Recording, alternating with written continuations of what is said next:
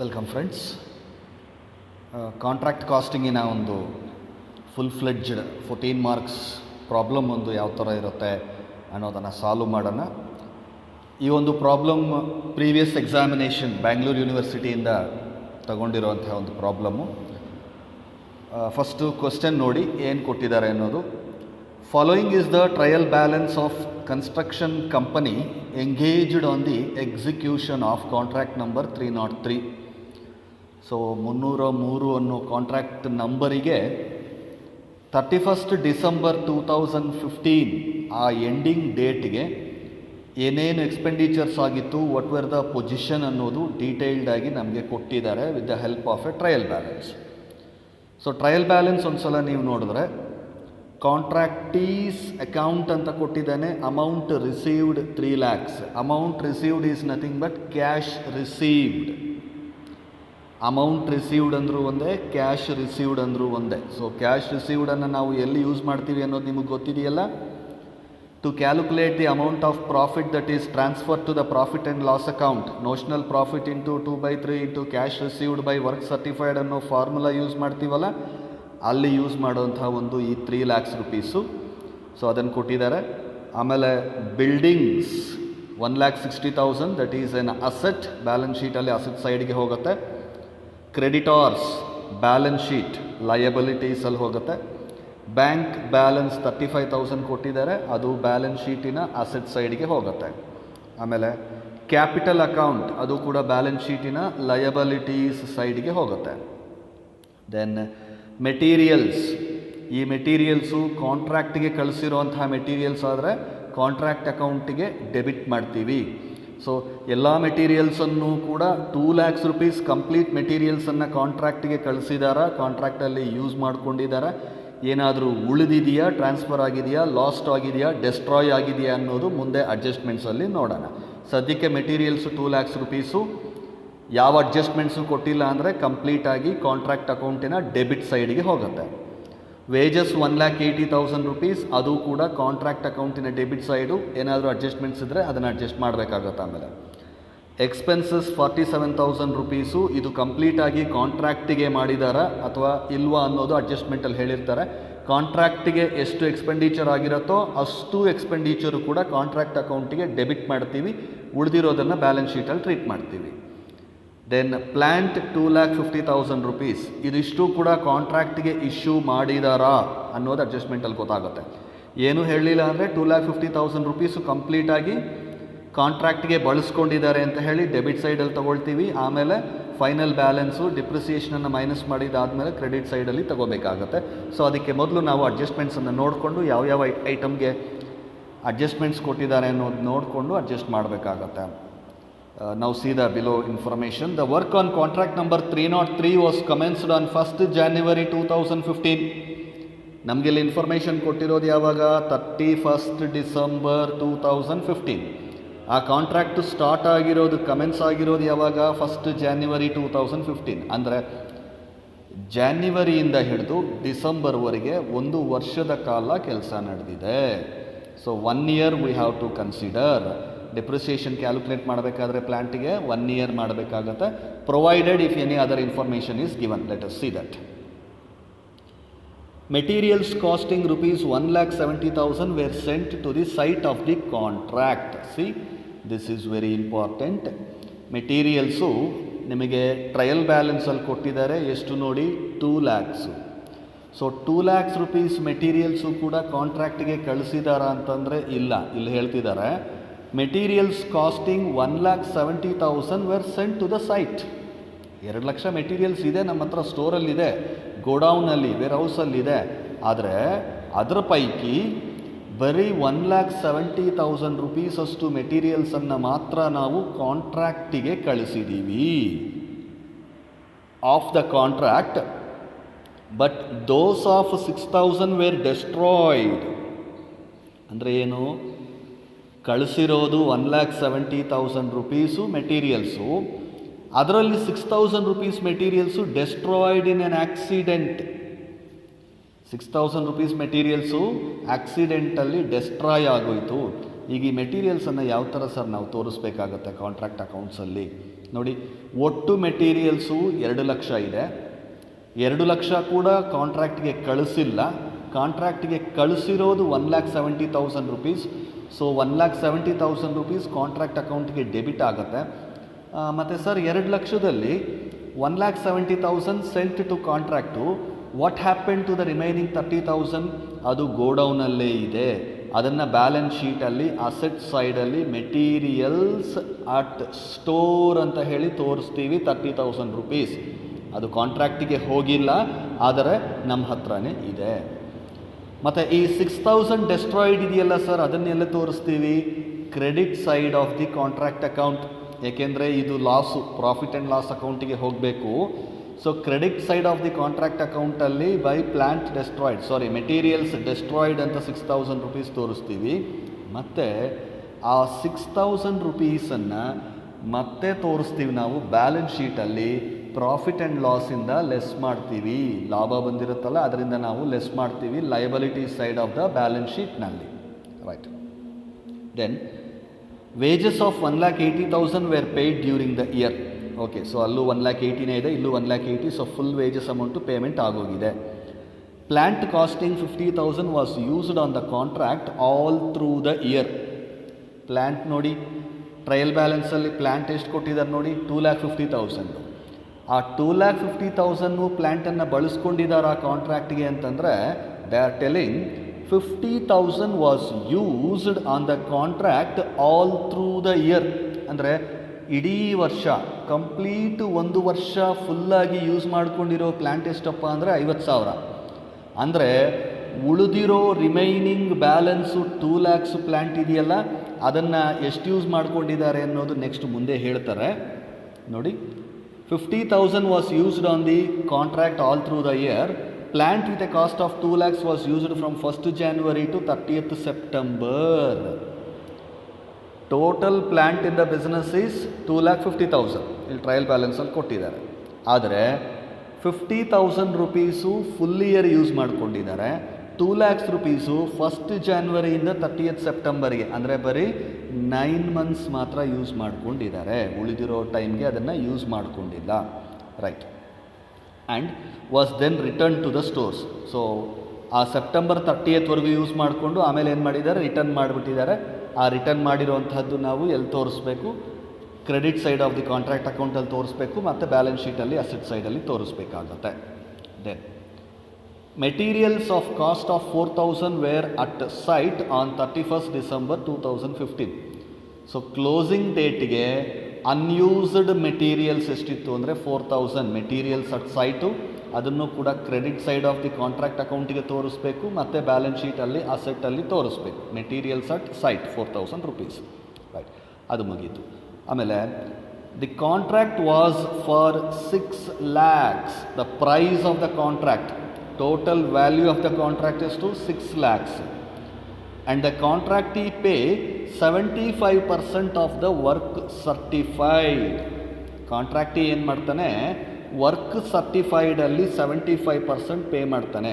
ಮತ್ತು work certified ಎಷ್ಟು, work certified was 80% of the total contract work. Work certified ಎಷ್ಟು, total ಕಾಂಟ್ರಾಕ್ಟಲ್ಲಿ 80%. Total contract ಎಷ್ಟು, 6 lakhs. That means 6 lakhs into 80%, 80/100, that means you will get 4,80,000. So what is this 4,80,000? 4,80,000 is the amount of work certified. Sentence ಒಂದು ಸ್ವಲ್ಪ very ಕೇರ್ಫುಲ್ಲಾಗಿ ಅರ್ಥ ಮಾಡ್ಕೊಳ್ಳಿ. Contract was for 6 lakhs. Total contract price 6 lakhs. Contractee pays 75% of the work certified. Work certified was 80% of the total contract work. Total ಕಾಂಟ್ರಾಕ್ಟಲ್ಲಿ 80% work certified. Work ಸರ್ಟಿಫೈಡಲ್ಲಿ 75% cash received. Cash received ಬಗ್ಗೆ ನಾವೇನು worry ಮಾಡಬೇಕಾಗಿಲ್ಲ. ಯಾಕೆ worry ಮಾಡಬೇಕಾಗಿಲ್ಲ, because cash received is given in the trial balance itself. 3 lakh cash ಕೊಟ್ಟಿದ್ದಾರೆ ಅಂತ ಅಲ್ಲಿ ನಮಗೆ ಕೊಟ್ಬಿಟ್ಟಿರೋದ್ರಿಂದ we need not worry about that. Okay, so work certified ಮಾತ್ರ ಕ್ಯಾಲ್ಕುಲೇಟ್ ಮಾಡ್ಕೊಳ್ಳಿ. Work certified 4,80,000, cash received 3 lakhs. But actually to understand very carefully, contractee pays 75% of the work certified ಅಂತಾನೆ. Work certified 4,80,000 ಇದೆ, ಅದರಲ್ಲಿ 75% ಕ್ಯಾಶ್ ರಿಸೀವ್ಡ್ ಅಂತಂದರೆ 3,60,000 ಬರಬೇಕು. But ಅವ್ನು ಕೊಟ್ಟಿರೋದು 3 lakhs, 3,60,000 ಬರಬೇಕಾಗಿತ್ತು, ಬಟ್ ಬಂದಿರೋದು 3 lakhs. ಬರಬೇಕಾಗಿರೋ ಅಮೌಂಟಿನ ಬಗ್ಗೆ ನಾವು ತಲೆ ಕೆಡಿಸ್ಕೋಬಾರ್ದು. ಎಷ್ಟು ಕ್ಯಾಶ್ ರಿಸೀವ್ ಆಗಿದೆ, that will be very important for the problem. Therefore you need not worry about this 75% here. You should take 3 lakhs as the cash received. ಅದಾಯ್ತಲ್ಲ. ಆಮೇಲೆ ಅನ್ಸರ್ಟಿಫೈಡ್ ವರ್ಕ್ ವಾಸ್ 15,000 rupees. ಇದು credit side of the contract ಅಕೌಂಟಲ್ಲಿ ಬರುತ್ತೆ, ಮತ್ತು balance ಶೀಟಲ್ಲಿ asset ಸೈಡಲ್ಲಿ ತೊಗೊಳ್ತೀವಿ. And expenses are charge to the contract at 25% of wages. Expenses ಇಲ್ಲಿ ನೋಡಿ, ಎಕ್ಸ್ಪೆನ್ಸಸ್ ಕೊಟ್ಟಿದ್ದಾರೆ ಎಷ್ಟು, 47,000 rupees. ಆದರೆ ಟೋಟಲ್ 47,000 rupees ಕೂಡ ಕಾಂಟ್ರಾಕ್ಟಿಗೆ ಯೂಸ್ ಮಾಡ್ಕೊಂಡಿಲ್ಲ. ಎಷ್ಟು ಯೂಸ್ ಮಾಡ್ಕೊಂಡಿದ್ದಾರೆ, 25% ಆಫ್ ವೇಜಸ್. 25% ಆಫ್ ವೇಜಸ್ ಅಂದರೆ ಎಷ್ಟಾಗುತ್ತಪ್ಪ, ವೇಜಸ್ ಎಷ್ಟಿದೆ ನೋಡಿ, 1,80,000. ಸೊ 1,80,000 ಇಂಟು 25/100 ಅಂದರೆ ಎಷ್ಟಾಗಬೇಕು ನಿಮಗೆ, 45,000. ಸೊ ಎಕ್ಸ್ಪೆನ್ಸಸ್ಸು ಕಾಂಟ್ರಾಕ್ಟ್ಗಾಗಿರೋದು 45,000, ಬಟ್ ಇವನು 47,000 ಕೊಟ್ಟಿದ್ದಾನಲ್ಲ ಸರ್. ಎಸ್, 45,000 ಕಾಂಟ್ರಾಕ್ಟಿಗೆ ಹಾಕ್ಕೊಳ್ಳಿ, ರಿಮೈನಿಂಗ್ 2,000 ಇದೆಯಲ್ಲ, ಅದು ಬೇರೆ ಯಾವುದೋ ಒಂದು ಎಕ್ಸ್ಪೆಂಡಿಚರ್, ಕಾಂಟ್ರಾಕ್ಟಿನ ಎಕ್ಸ್ಪೆಂಡಿಚರ್ ಅಲ್ಲ, ಬೇರೆ ಯಾವುದರದೋ ಎಕ್ಸ್ಪೆನ್ಸಸ್ಸು. ಅದನ್ನು ನಾವು ಬ್ಯಾಲೆನ್ಸ್ ಶೀಟಲ್ಲಿ ಪ್ರಾಫಿಟ್ಗೆ ಅಡ್ಜಸ್ಟ್ ಮಾಡಬೇಕಾಗತ್ತೆ. Listen very carefully. Expenses are charge to the contract at 25% of wages. Wages is 1,80,000 rupees. So if you calculate 25% of wages, you will get 45,000. But in the trial balance they have mentioned 47,000. ಇಲ್ಲಿ 47,000 ಅಂತ mention ಮಾಡಿದ್ದಾನೆ, ಮತ್ತು 45 ಬರ್ತಾ ಇದೆಯಲ್ಲ. ಅಂದರೆ ಉಳಿದಿರೋ 2,000 ಕಾಂಟ್ರಾಕ್ಟಿನ expenditure ಅಲ್ಲ, ಬೇರೆ ಯಾವುದೋ ಎಕ್ಸ್ಪೆಂಡಿಚರು. ಅದನ್ನು ಕಾಂಟ್ರಾಕ್ಟ್ ಅಕೌಂಟಲ್ಲಿ ತೋರಿಸ್ಬಾರ್ದು, ಪ್ರಾಫಿಟ್ ಆ್ಯಂಡ್ ಲಾಸ್ಗೆ ಅಡ್ಜಸ್ಟ್ ಮಾಡಬೇಕು. 2,000 should be adjusted for profit and loss account. Then plant is to be depreciated at 10% for the entire year. This is very important, entire year. Plant 10% depreciation entire year ಅನ್ನೋದನ್ನು mention ಮಾಡಿದ್ದಾನೆ. Entire year ಅಂದರೆ ಏನು, ನೀವು ಪ್ಲ್ಯಾಂಟನ್ನು ಕಾಂಟ್ರಾಕ್ಟಿಗೆ ಉಪಯೋಗಿಸ್ಕೊಳ್ಳದೆ ಹೋದರೂ, use ಮಾಡಿದ್ರು use ಮಾಡಿಲ್ಲ ಅಂದರೂ ಕೂಡ 1 yearಗೆ ಫುಲ್ಲು ಡಿಪ್ರಿಸಿಯೇಷನ್ ಚಾರ್ಜ್ ಮಾಡಬೇಕು. ಅಂದರೆ ಸರ್ ಈ ಕ್ವಶನಲ್ಲಿ ನೋಡಿ, ಇಲ್ಲಿ ಹೇಳ್ತಾರಲ್ಲ ಇವರು, plant costing 50,000 was used on the contract throughout the year ಅಂತಾರೆ. ಓಕೆ ಸರ್, 50,000ಗೆ ಫುಲ್ಲು 1 yearಗೆ ಡಿಪ್ರಿಸಿಯೇಷನ್ ಹಾಕ್ತೀವಿ, ಯಾಕೆಂದರೆ 1 year ಅವರು ಯೂಸ್ ಮಾಡಿದ್ದಾರೆ. ಈ ಉಳಿದಿರೋ 2 lakhs ಪ್ಲ್ಯಾಂಟ್ ಇದೆಯಲ್ಲ, ಅದನ್ನು ಬರೀ 1st January 30th September ಮಾತ್ರ ಯೂಸ್ ಮಾಡ್ಕೊಂಡಿದ್ದಾರೆ, ಅಂದರೆ 9 months ಮಾತ್ರ ಯೂಸ್ ಮಾಡ್ಕೊಂಡಿದ್ದಾರೆ. ಈಗ ಡಿಪ್ರಿಸಿಯೇಷನ್ನು ನೀವು 9 months ಕೊಡಬೇಕಾ, ಮತ್ತು ಇವನಿಲ್ಲಿ ಹೇಳ್ತಾನೆ ಎಂಟೈರ್ ಇಯರ್ ಅಂತ, ಎಂಟೈರ್ ಇಯರ್ಗೆ ಕೊಡಬೇಕಾ? ವೆರಿ ಗುಡ್ ಕ್ವಶನ್ ಅದು.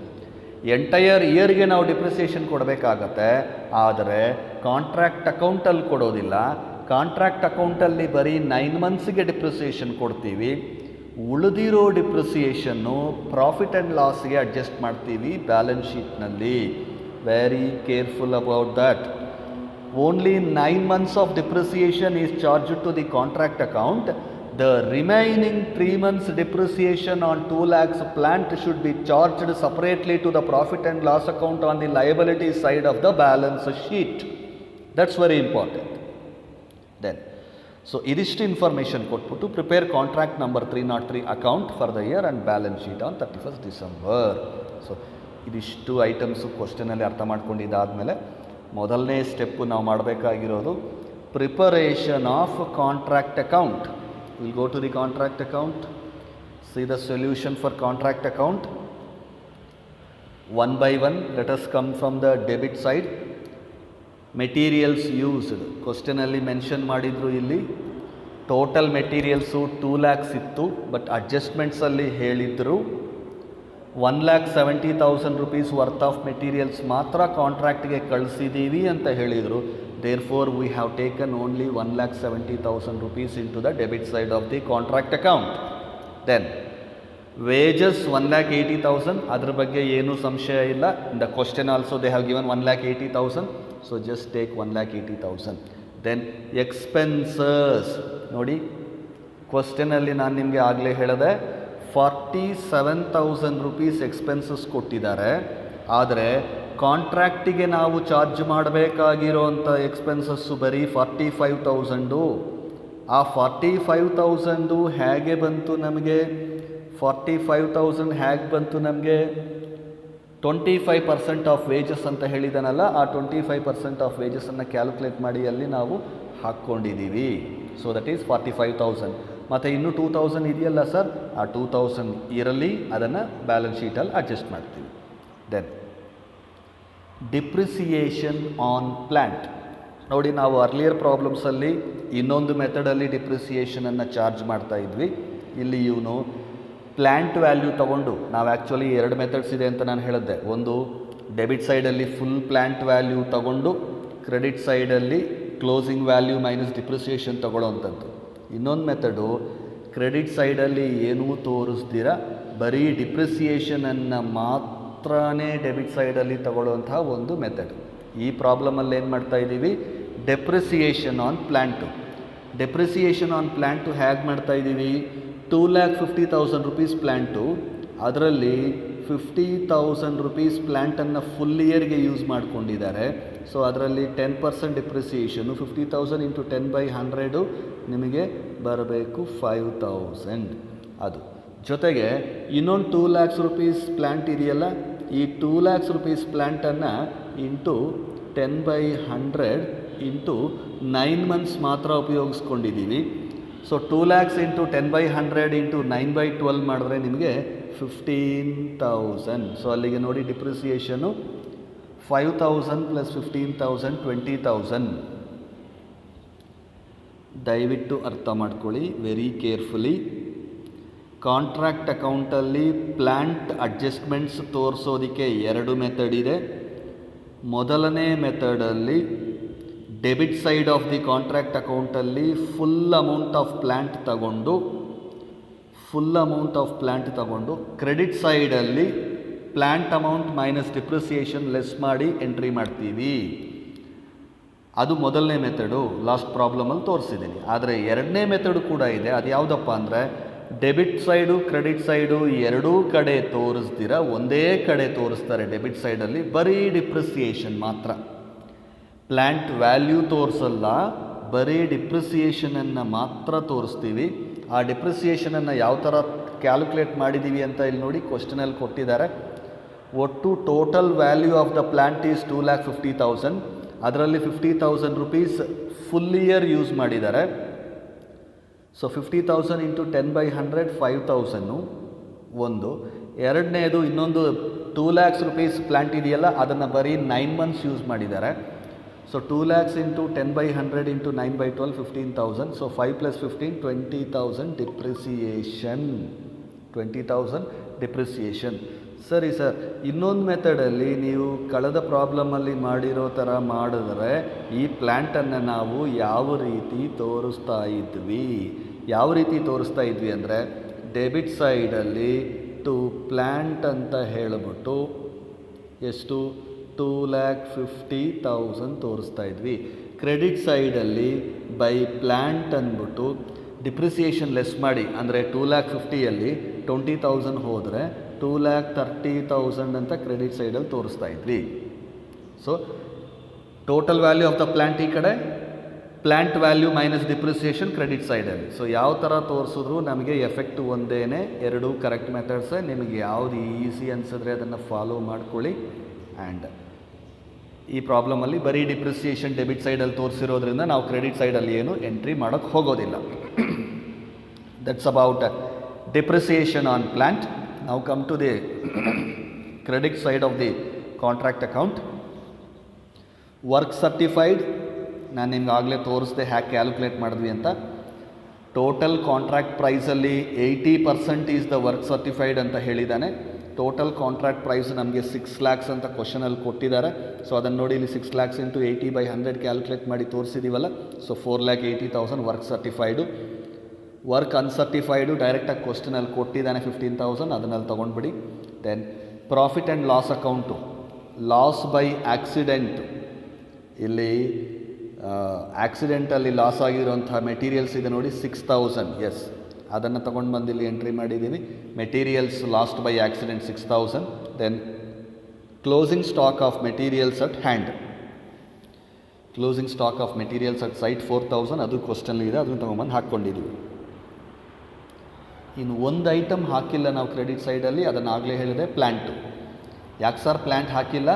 ಡೆಬಿಟ್ ಸೈಡಲ್ಲಿ ಬರೀ ಡಿಪ್ರಿಸಿಯೇಷನನ್ನು ಮಾತ್ರ ಚಾರ್ಜ್ ಮಾಡಿರೋದ್ರಿಂದ ಕ್ರೆಡಿಟ್ ಸೈಡಲ್ಲಿ ಯಾವುದೇ ಪ್ಲ್ಯಾಂಟ್ ಐಟಮನ್ನು ನಾವು ತಗೊಳ್ಳೋ ಅವಶ್ಯಕತೆ ಇಲ್ಲ. Debit side of the contract ಅಕೌಂಟಲ್ಲಿ ಫುಲ್ ಪ್ಲ್ಯಾಂಟ್ ವ್ಯಾಲ್ಯೂವನ್ನು ನಾವು ತಗೊಂಡ್ರೆ, ಫುಲ್ ವ್ಯಾಲ್ಯೂ ಆಫ್ ದ ಪ್ಲ್ಯಾಂಟನ್ನು ನಾವು ತಗೊಂಡ್ರೆ, ಕ್ರೆಡಿಟ್ ಸೈಡಲ್ಲಿ ಪ್ಲ್ಯಾಂಟ್ ಮೈನಸ್ ಡಿಪ್ರಿಸಿಯೇಷನ್ ತೋರಿಸ್ಬೇಕಾಗತ್ತೆ. ಇದರಲ್ಲಿ ತೋರಿಸಿಲ್ಲ.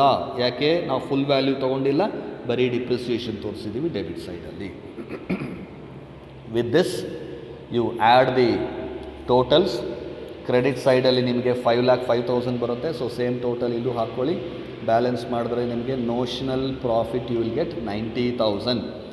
Bring that notional profit to the credit side of the contract account. 90,000 by notional profit brought down ಅಂತ ಈ ಕಡೆಗೆ ತೊಗೊಂಡು ಬನ್ನಿ.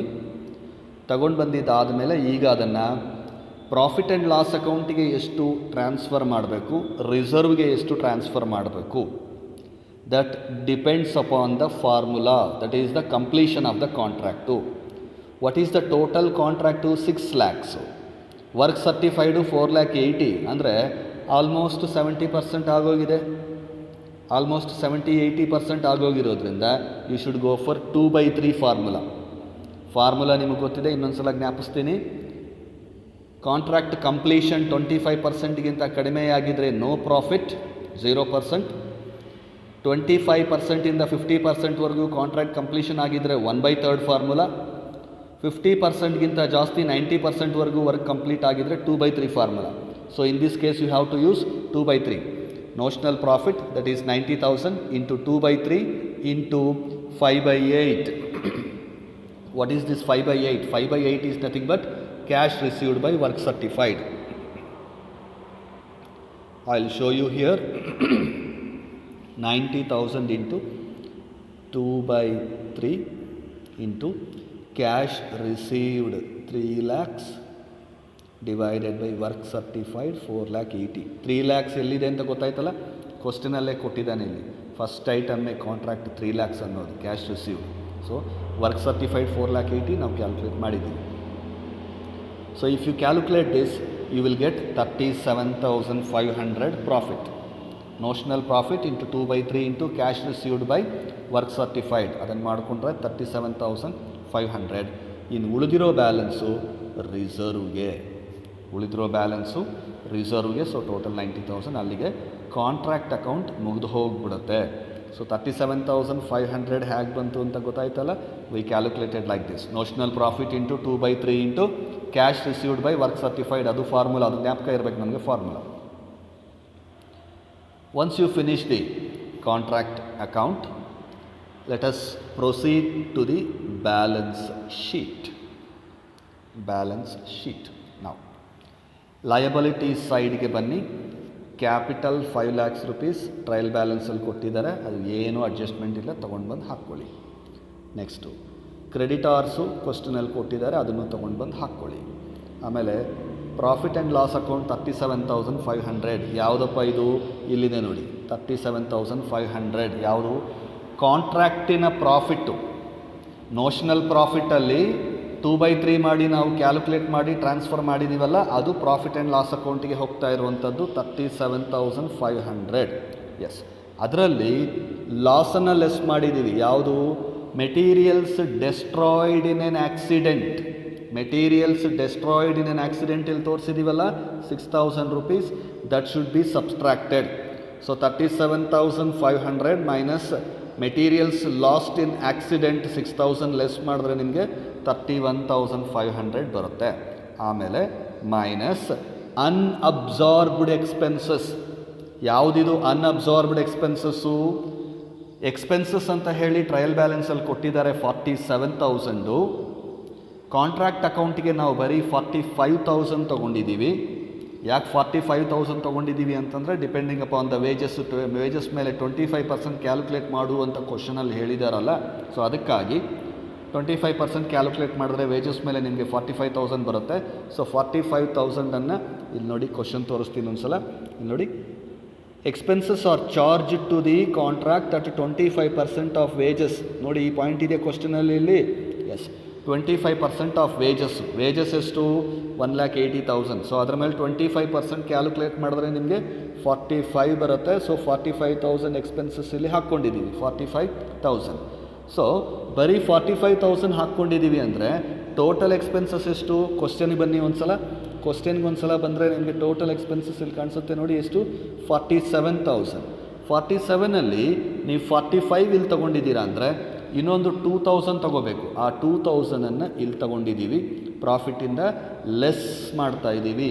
31,500 minus 2,000 you will get 29,500.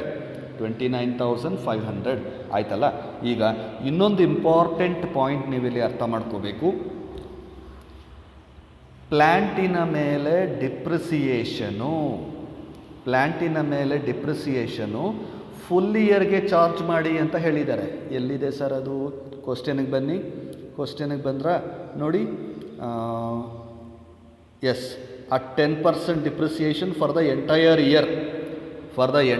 Year charge ಮಾಡಿ ಅಂತ ಹೇಳಿದ್ದಾರೆ.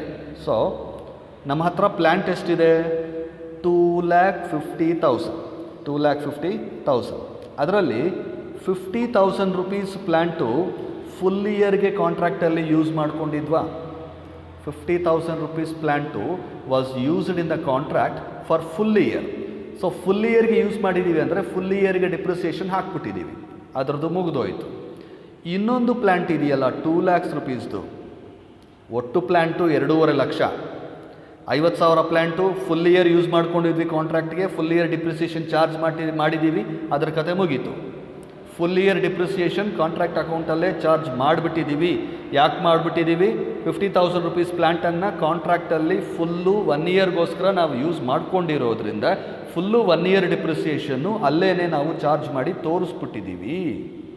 ಆದರೆ ಈ 2 lakhs rupees worth of remaining balance plant ಇದೆಯಲ್ಲ, ಅದನ್ನು ನಾವು ಫುಲ್ ಇಯರು ಕಾಂಟ್ರಾಕ್ಟಿಗೆ ಬಳಸ್ಕೊಂಡಿಲ್ಲ.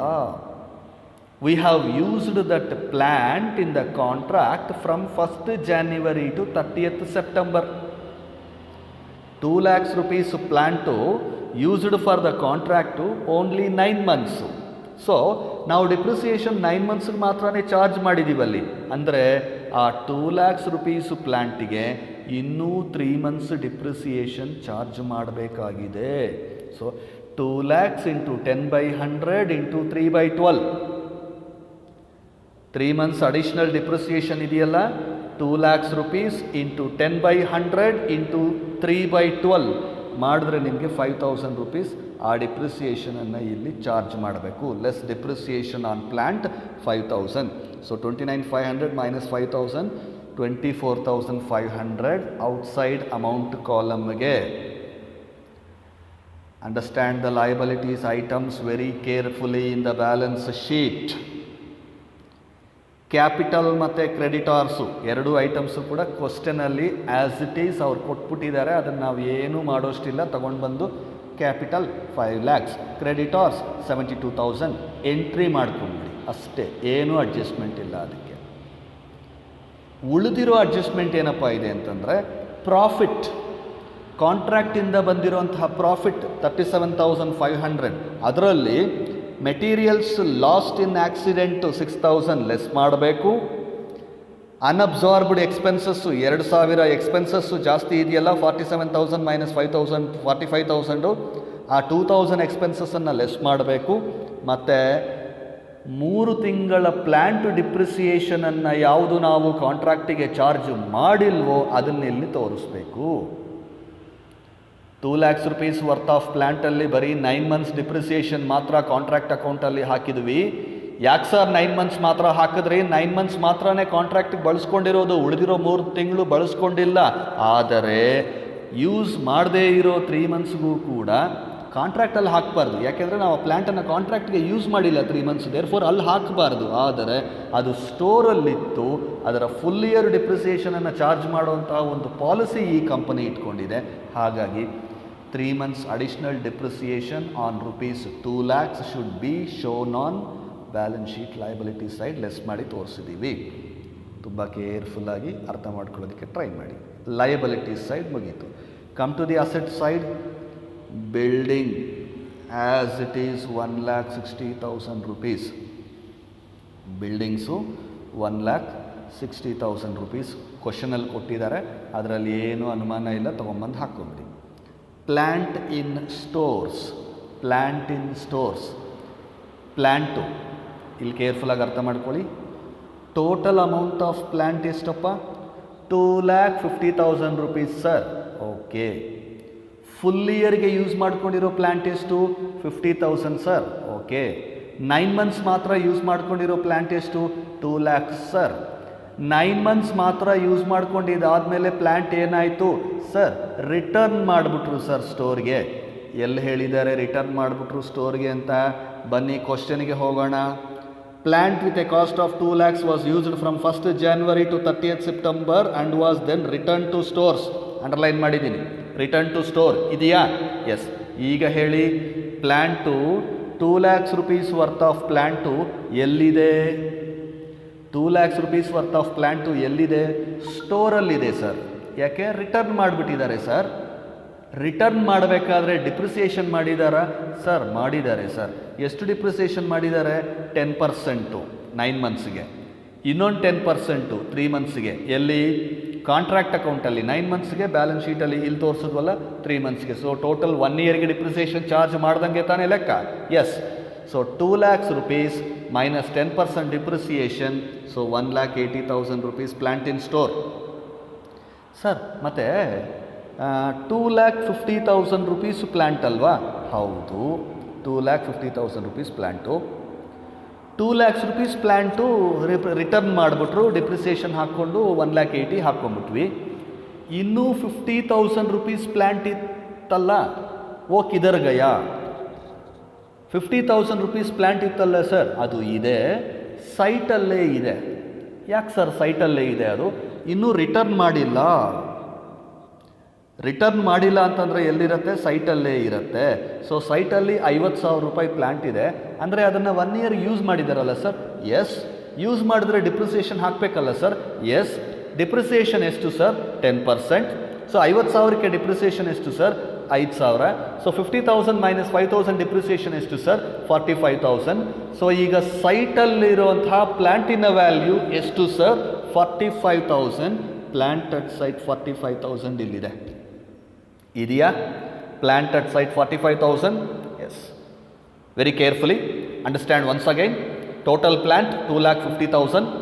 50,000 ಪ್ಲ್ಯಾಂಟು ಸೈಟಲ್ಲೇ ಇದೆ, 10% ಡಿಪ್ರಿಸಿಯೇಷನ್ ಮಾಡಿದ್ದೀವಿ. ಸೊ 50,000 ಮೈನಸ್ 5,000 45,000 ಸೈಟಲ್ಲಿರೋದಕ್ಕೆ ಎಂಟ್ರಿ ಆಗಿದೆ. ಆಮೇಲೆ ₹2 lakhs ಪ್ಲ್ಯಾಂಟು ರಿಟರ್ನ್ ಆಗಿದೆ. ರಿಟರ್ನ್ ಮಾಡಿದ್ರು ಡಿಪ್ರಿಸಿಯೇಷನ್ ಚಾರ್ಜ್ ಮಾಡಿದ್ದೀವಿ. 2 lakhs ಮೇಲೆ 10% ಅಂದರೆ 20,000. 2 lakhs ಮೈನಸ್ 20,000 1,80,000 ಇಲ್ಲಿ ತೋರಿಸಿದ್ದೀವಿ. ಕ್ಲಿಯರ್? ಓಕೆ. ದೆನ್ ಮೆಟೀರಿಯಲ್ಸ್ ಇನ್ ಸ್ಟೋರ್. ಇದು ಯಾವುದು ಸರ್ ಮೆಟೀರಿಯಲ್ಸ್ ಇನ್ ಸ್ಟೋರು? ಕ್ವಶನ್ಗೆ ಒಂದು ಸಲ ಹೋಗಿ ಬರೋಣ, ಹಿಂದೆ ಬನ್ನಿ.